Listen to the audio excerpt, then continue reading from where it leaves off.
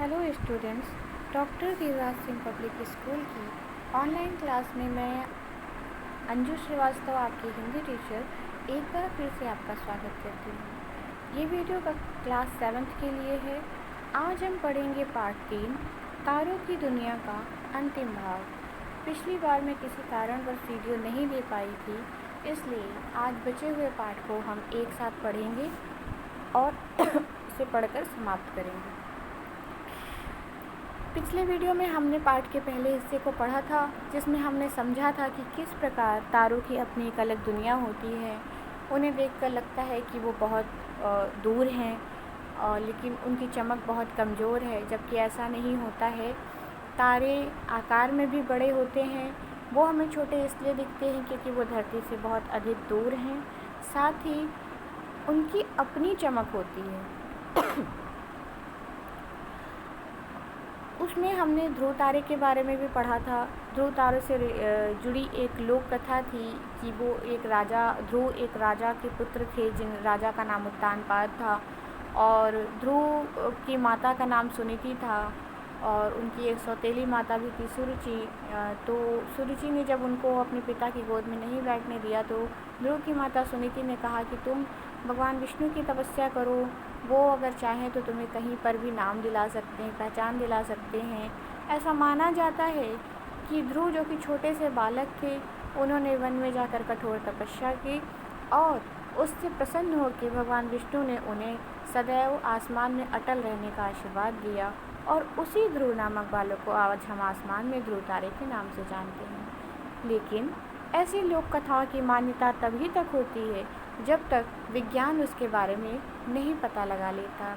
अब हम देखेंगे इस वीडियो में और समझेंगे कि विज्ञान क्या कहता है ध्रुव तारे के बारे में, और क्या धारणा है पृथ्वी को लेकर, पृथ्वी के इर्द गिर्द तारों को लेकर, क्या वास्तविकता है तारों की चमक की और उनसे जुड़ी कथाओं की। पहले हम पाठ को पूरा पढ़ लेंगे, उसके बाद हम उसे संक्षेप में समझेंगे। किसी खास प्राकृतिक घटना को जिसका कारण विज्ञान द्वारा नहीं मिलता, ऐसी घटनाओं को लोक कथाओं में गढ़ लिया जाता है। लेकिन जैसे जैसे विज्ञान उन्नति करता जाता है, कारण मीमांसा भी आगे चलकर हो ही जाती है, और फिर लोक कथा एक मनोरंजन कहानी के रूप में ही रह जाती है। यानी कि जब कोई प्राकृतिक घटना जिसका कारण जब तक हम वैज्ञानिक लोग नहीं पता लगा पाते, जब तक उसे वैज्ञानिक नहीं बता पाते कि ऐसा क्यों है, उसे किसी न किसी लोक कथा से जोड़ लिया जाता है। लेकिन जैसे जैसे विज्ञान उन्नति करता जाता है, उसकी कारण मीमांसा यानी घटना का भी पता चल जाता है, और अंत में वो लोक कथा, वो मनोरंजक कथा एक मनोरंजन कहानी के रूप में रह जाती है। 2000 साल पहले यूनानी निरीक्षकों की ये धारणा थी कि पृथ्वी के चारों ओर ब्रह्मांड एक गेंद के रूप में फैला हुआ है। क्या धारणा थी यूनानी निरीक्षकों की? यूनानी निरीक्षक, जो यूनान देश के निरीक्षक होते हैं, पता लगाने वाले लोग थे, उनका मानना था कि पृथ्वी के चारों ओर, यानी हम ये जिस धरती पे रहते हैं, पृथ्वी के चारों ब्रह्मांड एक गेंद के रूप में, यानी ये जो धरती है, इसके इर्द गिर्द जो आवृत्ति वो एक गेंद के रूप में है, और ये गेंद एक धुरी पर घूमती है। हम किसी गेंद को जब ज़मीन पर रख कर घुमाते हैं तो उसे घूमते वक्त देखते हैं तो ऐसा लगता है कि वो एक पॉइंट पर ही घूम रहा है, जैसे उसके नीचे कुछ लगा हुआ है। इसी धारणा के अनुसार तारे इस गेंद पर चिपके स्रोत हैं जो गेंद के साथ साथ घूमते हैं। यानी यूनानी निरीक्षकों ने ये माना कि ये जो ब्रह्मांड है ये एक गेंद की तरह है, और ये गेंद एक निश्चित दूरी पर घूमती है, और आसमान में ये जो हम तारे देखते हैं वो चूँकि पृथ्वी से चिपके हुए हैं, इसलिए जब गेंद घूमती है तो तारे भी घूमते हैं। और माना जाता है कि ध्रुव तारा गेंद की धुरी पर होने के कारण नहीं घूमता। क्या माना जाता है कि जब हम गेंद को घुमाते हैं तो वो एक निश्चित पॉइंट, एक निश्चित बिंदु, आप कभी गेंद को घुमा कर देखिए तो जो नीचे की सतह पर आप देखेंगे और जो ऊपर की सतह है वो आपको गोल गोल घूमती दिखेगी, लेकिन वो घूमती नहीं है। आप ऊपर से उसे देखेंगे तो लगेगा कि वो तो स्थिर है, ये गेंद घूम रही है। कक्षा में हम इसको प्रयोग करके भी देखेंगे। तो ऐसा माना जाता है कि जो ध्रुव तारा है वो बिंदु के ऊपर स्थित है, इसलिए वो नहीं घूमता और वो स्थिर रहता है। किसी भी एक गेंद को किसी भी व्यास के चारों ओर घुमा कर देखिए, गेंद की सतह पर 2 बिंदु ऐसे मिलेंगे जो सदा स्थिर रहते हैं। आप घर पर गेंद को लेकर उसको घुमा कर देखिएगा तो आपको लगेगा कि गेंद का नीचे का हिस्सा और गेंद का ऊपर का हिस्सा वो नहीं घूम रहा है, गेंद की सिर्फ गोलाई घूम रही है। 5वीं सदी में जन्मे भारतीय ज्योतिर्विद आर्यभट्ट ने इस धारणा का खंडन किया था। अपने ग्रंथ आर्यभट्टीय में उन्होंने ये दलील दी थी। ये जो चीज़ें पता लगाई, ये पता लगाने वाले भारत के ही ज्योतिर्विद थे जिनका नाम आर्यभट्ट था। लोग कहते हैं ना कि आर्यभट्ट हो क्या, और उन्होंने ही ये बात पता लगाई थी और उन्होंने ही इस धारणा का खंडन किया था कि ध्रुव तारा कि तारे घूमते हैं या नहीं घूमते हैं। और उन्होंने एक ग्रंथ भी लिखा था जिसका नाम था आर्यभट्टीय। उन्होंने कहा, जिस प्रकार नदी के तट पर स्थिर वस्तुओं को नाव में बैठा व्यक्ति उल्टी दिशा में देखता है, उसी प्रकार स्थिर तारे पृथ्वी से देखने पर पश्चिम दिशा में जाते दिखाई देते हैं। उन्होंने कहा कि नदी के तट पर स्थिर मतलब आप नदी का तट मतलब नदी के किनारे, जैसे आप गंगा जी जाइए तो उसके किनारे जो पेड़ हैं, मकान हैं, वो तो स्थिर होते हैं, वो तो नदी के साथ साथ नहीं चलते। लेकिन जब हम गंगा जी में नाव पर बैठकर देखने जाते हैं, नाव की सवारी करते हैं, तो हमें ऐसा लगता है कि नाव आगे बढ़ रही है और चीज़ें पीछे छूट रही हैं। यानी हम तो आगे बढ़ रहे हैं लेकिन घर मकान सब उल्टी दिशा में जा रहे हैं। उसी प्रकार स्थिर तारे पृथ्वी से देखने पर पश्चिम दिशा में जाते दिखाई देते हैं। इसलिए आर्यभट्ट का यह दावा सही है कि ब्रह्मांड के तारे स्थिर हैं और हमारी पृथ्वी ही अपनी उत्तर दक्षिण धुरी पर घूमती है। आर्यभट्ट ने क्या दावा किया कि तारे नहीं घूमते हैं, हमारी पृथ्वी घूम रही है।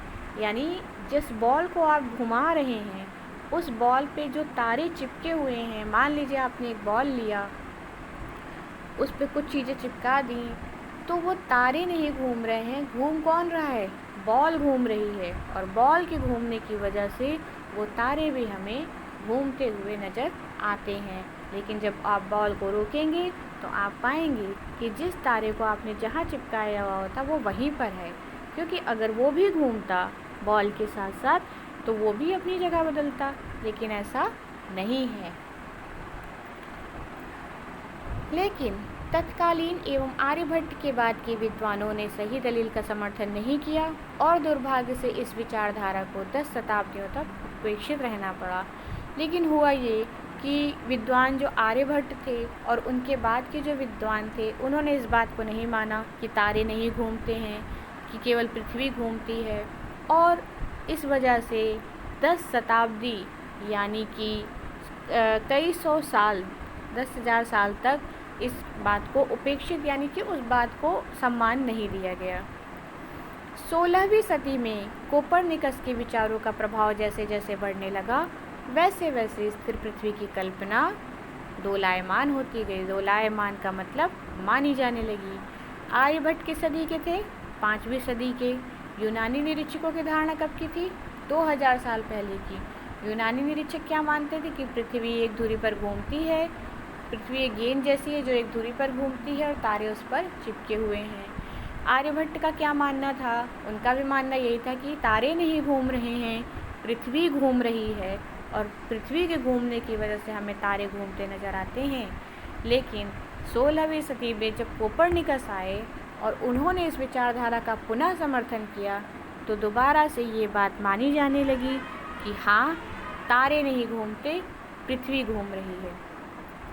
आज के समय में हम जानते हैं कि पृथ्वी एक लट्टू की तरह अपनी धुरी पर घूमती है और ये धुरी उत्तर दिशा में ध्रुव तारे की ओर है। मतलब कि अगर हम पृथ्वी को उत्तर दिशा की ओर रख के घुमाते हैं तो उसकी जो धुरी होगी, जो उसका निश्चित मेन पॉइंट होगा, वो उत्तर दिशा की ओर होगा।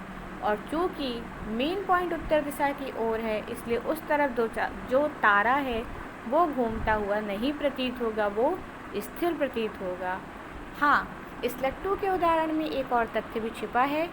जब तुम एक लट्टू को घुमाते हो तो क्या उसकी धुरी स्थिर रहती है? नहीं, वह भी धीरे धीरे शंख को बनाते हुए घूमा करती है। इसी तरह पृथ्वी की धुरी भी अंतरिक्ष में स्थिर नहीं है, वो भी धीरे धीरे घूमती हुई लगभग 20,000 वर्षों में एक चक्कर लगाती है। और इसका मतलब क्या हुआ? इसका मतलब ये हुआ कि सर्वदा यह धुरी ध्रुव तारे की नहीं रहेगी। करीब 5,000 वर्ष पहले पृथ्वीवासियों को ध्रुव तारा घूमता नजर आता होगा, क्योंकि उस समय अटल स्थान था थुबैन तारे का। और इसी प्रकार भविष्य में 11,000 वर्ष के बाद ध्रुव के बजाय वेगा अटल तारा होगा। अगर आपने कभी लट्टू घुमाया है तो आप देखेंगे कि जब हम लट्टू को घुमाते हैं तो जिस लट्टू नीचे से नुकीला होता है उसको जब घुमाते हैं तो हमें ऐसा लगता है कि लट्टू ऊपर की तरफ बढ़ रहा है। ऐसा नहीं होता कि वो गेंद को घुमाएंगे तो गेंद तो घूमती ही है, लेकिन जब हम लट्टू को घुमाएंगे तो हम पाते हैं कि जो लट्टू है ऊपर की तरफ बढ़ रही है। आप कभी लट्टू को लेकर घुमा कर देखिएगा, या कक्षा में हम उसको भी करके देखेंगे, तो आप जब पाएंगे कि जब वो बढ़ रहा है, ठीक उसी प्रकार से अगर हम पृथ्वी को लट्टू मान लें तो आप ये मान के चलिए कि पृथ्वी भी अपनी दिशा में बढ़ती जाती है।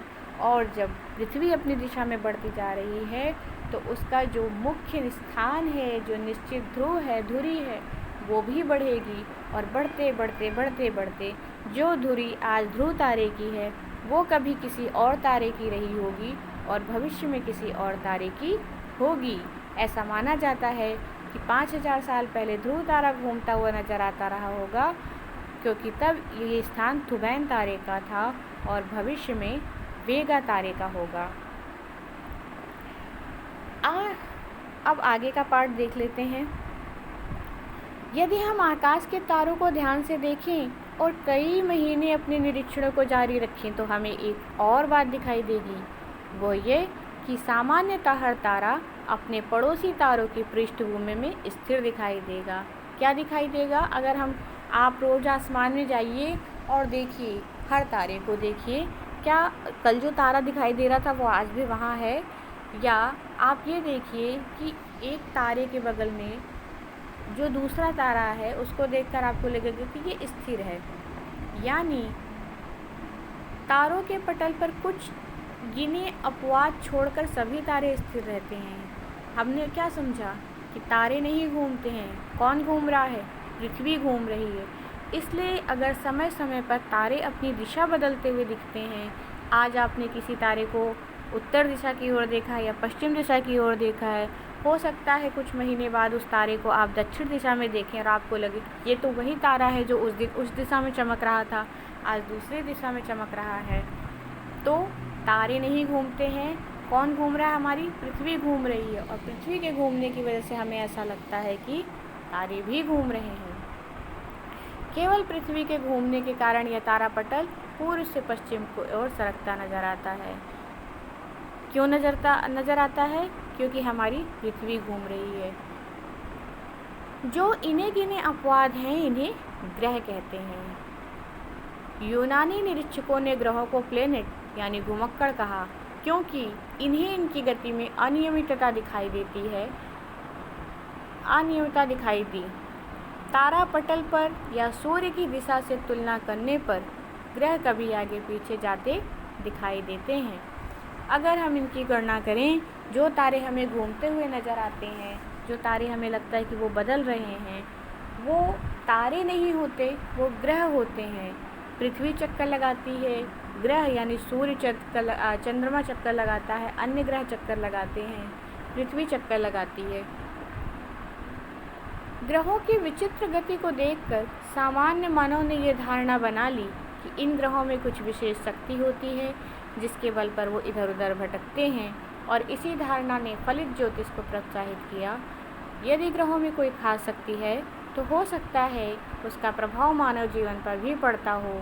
इसलिए इस कल्पना से मानव को लगने लगा कि उसके जीवन का नियंत्रण इन ग्रहों के प्रभाव से होता है। आपने कई बार सुना होगा, शुक्र की दृष्टि पड़ रही है, शनि की दृष्टि पड़ रही है, मंगल भारी है, राहु भारी है। मंगल ग्रह, शनि ग्रह, ये सारे ग्रह हैं और चूँकि ये घूमते रहते हैं, ये चक्कर लगाते रहते हैं, ये स्थिर नहीं होते हैं, इसलिए इस धारणा के बारे में एक और धारणा बना ली गई कि इसको ज्योतिष से जोड़ लिया गया, एस्ट्रोलॉजी से जोड़ लिया गया, और बहुत सारे लोग इसे अपने भाग्य से जोड़ लेते हैं कि ग्रह स्थान बदलते हैं तो मनुष्य के जीवन पर भी उसका प्रभाव पड़ता है, इस वजह से उसके जीवन में अच्छे या बुरे लम्हे आते हैं। ग्रहों के घूमने की पहेली सुलझी 17वीं सदी में। ग्रहों के घूमने की पहेली कब सुलझी? 17वीं सदी में, जब योहान केपलर ने ग्रहों के निरीक्षणों का विश्लेषण करके ये सिद्ध किया कि ये ग्रह मनमाने नहीं भटकते, बल्कि ये नियमित कक्षाओं में सूर्य के चारों ओर घूमते हैं। योहान केपलर कौन थे? एक वैज्ञानिक थे, ग्रहों के निरीक्षण करते थे, और उन्होंने ये पता लगाया कि ये जो ग्रह हैं, चंद्रमा, पृथ्वी, राहु, बृहस्पति, बुध, ये जो ग्रह हैं ये यूं ही नहीं भटकते, इनकी अपनी एक निश्चित कक्षा है, यानी एक निश्चित स्थान है, एक निश्चित दूरी है, और ये उसी दूरी में चक्कर लगाते हैं। और ये चक्कर लगाते हैं किसके? सूर्य के। सभी ग्रह सूर्य के चक्कर लगाते हैं, जिनमें पृथ्वी भी शामिल है। अपने 3 नियमों द्वारा केपलर ने ग्रहों की गति का पूरा विवरण दिया, और उस सदी में आइजैक न्यूटन ने उन तीनों नियमों का संबंध सूर्य के गुरुत्वाकर्षण से जोड़ा। इस प्रकार हम जानते हैं कि ग्रह शक्तिवान एवं स्वेच्छाचारी न होकर सूर्य के गुरुत्वाकर्षण द्वारा नियमित कक्षाओं में घूमते हैं। अतः जिस भ्रामक धारणा ने फलित जोसेफ को प्रोत्साहित किया, उसका अब कोई सबूत नहीं रहा। ग्रह और तारों का फर्क स्पष्ट हो चुका है। हमारे सूर्य के चारों ओर घूमने वाले ग्रह तारों की अपेक्षा हमारे काफ़ी निकट हैं, परंतु तारों की भांति स्वयं प्रकाशित न होने के कारण उन्हें और दूसरे तारों के ग्रहों को देखना मुश्किल है। यह संभव है कि अन्य तारों की भी ग्रह मालाएँ हों। ग्रह पास हैं, तारे दूर हैं, लेकिन ये दूरियां कितनी लंबी। 1838 में बेसल नामक एक जर्मन ज्योतिर्विद ने तारों की दुनिया नापने के लिए पैरालैक्स विधि को सफलतापूर्वक अपनाया। इस विधि से आसपास के लगभग 700 तारों की दूरियां हम नाप सकते हैं, लेकिन आकाश में हम जिन तारों को अपनी आँखों से देख पाते हैं, उनमें से अधिकांश तारों की दूरियां इतनी अधिक है कि उन्हें नापने के लिए पैरालैक्स प्रणाली कामयाब नहीं होती। और आज ऐसी स्थिति है कि जिस तारे को हम देख सकते हैं उसकी दूरी नाप नहीं सकते, और जिसकी दूरी नाप सकते हैं उसे देख नहीं सकते हैं। जर्मन ज्योतिर्विद बेसल ने ये पता लगाया कि तारों की दूरी नापी जा सकती है। तारों की अपनी चमक होती है, बाकी ग्रहों की अपनी चमक नहीं होती है, लेकिन बाकी ग्रह पृथ्वी से पास हैं, इसलिए हम उन्हें देख पाते हैं। और तारों की जो दूरी है वो पृथ्वी से बहुत अधिक दूर है, इसलिए वो बहुत छोटे दिखाई देते हैं और उनकी रोशनी भी बहुत कम नज़र आती है। अभी तक हमने समझा कि सभी को जो रोशनी मिलती है सूर्य से मिलती है, चंद्रमा को जो रोशनी मिलती है सूर्य से मिलती है, चंद्रमा की अपनी रोशनी नहीं होती है। तारों का अपना प्रकाश होता है, लेकिन वो पृथ्वी से इतनी अधिक दूर हैं कि उनका प्रकाश बहुत कम नज़र आता है।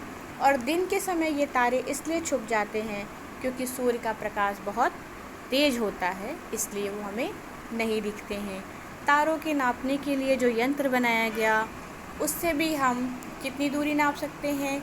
700 तारों की दूरी आज हम नाप सकते हैं, लेकिन कुछ तारे इतनी दूर हैं जिनकी दूरी नहीं नापी जा सकती, उन्हें देखा जा सकता है, और कुछ तारे हैं जिनकी दूरी नापी तो जा सकती है लेकिन उन्हें देखा नहीं जा सकता है। बच्चों, विज्ञान की दुनिया में जानने के लिए बहुत कुछ है, इतना कुछ है कि अगर हम डेली उसके बारे में कुछ पढ़ें, कुछ जानें, तो हमारा पूरा जीवन उसमें कम पड़ सकता है। आप इस पाठ को ध्यान से पढ़िएगा। मैं जानती हूँ कि इसमें पूछने जैसे बहुत सारे प्रश्न हैं, आप प्रश्न बना कर रखिएगा। हम जब कक्षा में मिलेंगे तो हम इस पर पुनः चर्चा करेंगे। आपके पास इस पार्ट के स्क्रीनशॉट्स हैं जो मैंने वर्कशीट के साथ बनाकर भेजे हुए हैं। इसीलिए भेजे कि आप उसे खुद पढ़कर एक बार फिर से समझ सकें। कोई भी समस्या हो आप कमेंट बॉक्स में लिख दीजिएगा या अपनी कॉपी में लिख के रखिएगा। हम इस पे कक्षा में मिलने पे पुनः चर्चा करेंगे। आज के लिए इतना ही। धन्यवाद।